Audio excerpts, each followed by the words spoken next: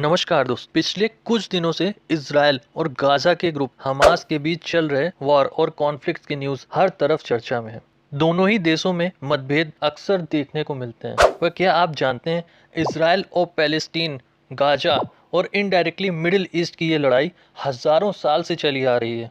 आज के वीडियो में हम जानेंगे कि दुनिया के सबसे लंबे चलने वाले युद्धों में से एक जो आज भी जारी है, और इस लड़ाई और मतभेद के पीछे की असल वजह क्या है। लगभग 2000 साल पहले जेरूसलम के आसपास जो एरिया है, वहाँ ना तो इजराइल था और ना ही पैलेस्टीन। जेरूसलम एक बड़ा धार्मिक केंद्र है जो जूइश पीपल, क्रिश्चियन और मुस्लिम सभी के लिए बहुत ही इम्पोर्टेंट सेंटर है। इस एरिया में बहुत से किंगडम ने राज किया है, जैसे 1800 सन के आसपास रोमन ने, फिर ओटोमन एम्पायर ने, उसके बाद ब्रिटेन ने राज किया है। और उस पीरियड में तीनों ही धर्मों के लोग यहाँ पर रहते थे। जूइश पीपल इसे अपना होमलैंड मानते थे, बट हेरोडियन किंगडम के खत्म होने के बाद बड़े पैमाने पर यहाँ से यहूदी लोगों का पलायन हुआ और बड़ी संख्या में यहूदी लोग पूरे वर्ल्ड के अलग अलग कंट्रीज़ में, जैसे यूएसए, यूके, जर्मनी जैसे देशों में जाके बस गए। पलायन का एक बड़ा कारण ये भी था, रीजन में बहुत ज़्यादा अनस्टेबल था, किसी का भी किसी एक एम्पायर का कंट्रोल नहीं था और यहूदी लोगों के खिलाफ अपराध भी बहुत ज़्यादा बढ़ गए थे। सन 1880 तक आते आते यहूदियों को लगने लगा कि उनका भी अपना एक देश होना चाहिए, क्योंकि कोई भी देश उन्हें अपने यहाँ का निवासी नहीं मानता था। और उसी समय एक जियोनिस्ट मूवमेंट की शुरुआत हुई, जिसे थियोडर हर्जल नाम के व्यक्ति ने शुरू किया था, और उन्होंने ही जूइश पीपल के लोगों को अपना एक अलग देश बनाने और यूनाइटेड होने के लिए कहा।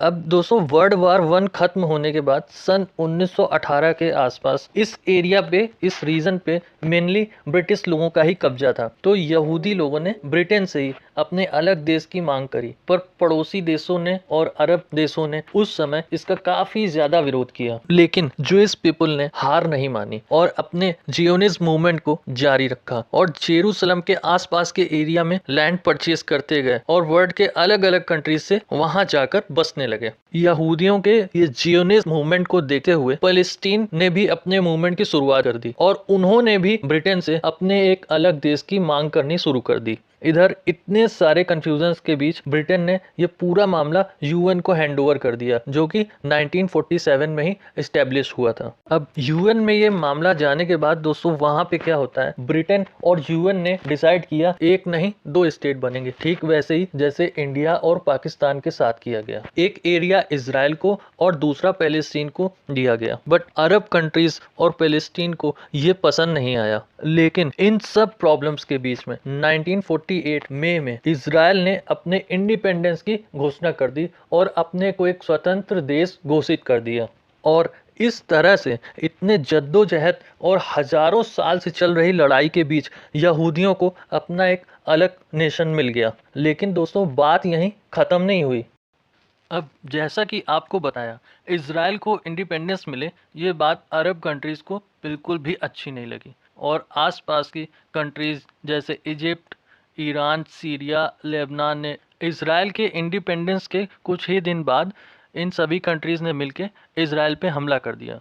लेकिन बहुत ही बहादुरी दिखाते हुए इजराइल ने ये वार भी जीत लिया और इस बार और भी ज़्यादा एरिया अपने साथ मिला लिया। इसके बाद 1967 में एक और अरब इजराइल वार स्टार्ट होता है, जो कि 6 दिन तक कॉन्टीन्यूस चलता है। इसमें इजिप्ट, जॉर्डन और सीरिया का मेजर रोल होता है।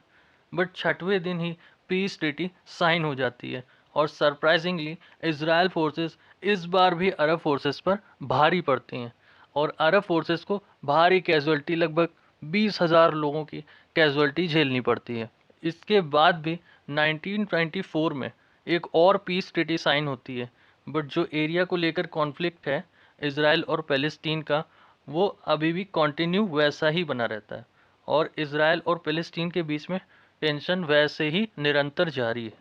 गाजा और इजराइल के बीच चल रहे इस कॉन्फ्लिक्ट में एक और नया ट्विस्ट ईयर 2007 में आता है, जब हमास नाम के ऑर्गेनाइजेशन का कंट्रोल गाजा स्ट्रिप पे हो जाता है और पावर में आने के बाद से ही इजराइल के खिलाफ वार, रॉकेट से हमले और प्रदर्शन और भी ज़्यादा तेज हो जाता। हमास अरब कंट्रीज़ को और गाजा के लोगों को इजराइल के खिलाफ और भी ज़्यादा स्ट्रांगली और संगठित तरीके से पॉलिटिकल और मिलिट्री ऑपरेशन चला रहा है। इजराइल पैलेस्टीन कॉन्फ्लिक्ट में मेजर रोल प्ले कर रहा है और ये हमास ऑर्गेनाइजेशन अपने प्रोपेगेंडा को फैलाने में काफ़ी हद तक सफल भी हुआ है।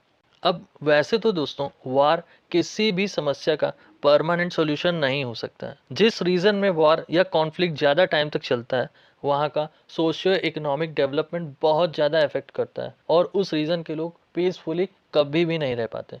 लेकिन इसराइल और पैलेस्टीन कॉन्फ्लिक्ट इतना ज़्यादा कॉम्प्लेक्स हो चुका है कि इसको सॉल्व करने के लिए कोई भी प्रपोजल काम नहीं कर रहा है। अब दोस्तों आपकी इस तरह के वॉर और कॉन्फ्लिक्ट के बारे में क्या ओपिनियन है, हमें कमेंट बॉक्स में ज़रूर बताइएगा। और वीडियो अच्छा लगे तो इसे लाइक ज़रूर करिएगा और चैनल को सब्सक्राइब करना बिल्कुल मत भूलिए।